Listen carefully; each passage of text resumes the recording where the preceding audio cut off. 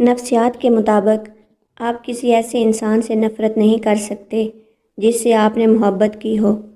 اس کی جگہ صرف نئی محبت ہی لے سکتی ہے۔ ٹوٹے ہوئے دل کو ٹھیک کرنے کے لیے آپ کی نئی محبت پرانی محبت سے شدید ہونی چاہیے۔ آپ کا دل کبھی بھی ماضی کے لیے دھڑکنا بند نہیں کرے گا، لیکن یہ اس وقت کم ہوگا جب آپ اپنے ماضی کے درد کو محسوس کرنا بند کر دیں گے۔ اگر کوئی شخص آپ کو فرصت میں یاد کرتا ہے تو اس کو چھوڑ دیں، کیونکہ آپ تنہا ضرور ہو سکتے ہیں مگر فضول نہیں۔ نرم دل لوگ ہمیشہ دھوکہ کھاتے ہیں کیونکہ وہ غلط لوگوں پر اعتبار کرتے ہیں۔ جو شخص آپ کو کھونا نہیں چاہتا تو اس میں یہ 3 علامتیں ضرور ہوتی ہیں۔ نمبر 1، وہ اکثر اپنی مصروف لائف سے ٹائم نکال کر آپ کو ٹائم دیتا ہے۔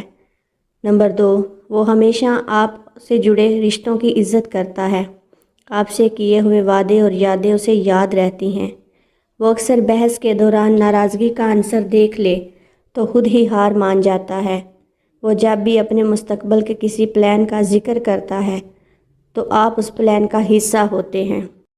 3 حالتیں ایسی ہیں جس میں انسان بدتمیزی کرتا ہے: جب کوئی اپنا اسے نظر انداز کرتا ہے، جب کوئی انسان بھوکا ہوتا ہے، جب کوئی انسان تنہائی کا شکار ہوتا ہے۔ نفسیات کے مطابق مرد عورتوں کی نسبت زیادہ دھوکہ دیتے ہیں۔ ہمیشہ 4 دیواری کے اندر رہنے والی لڑکیوں کے عشق سے بچو، کیونکہ انہوں نے دنیا نہیں دیکھی۔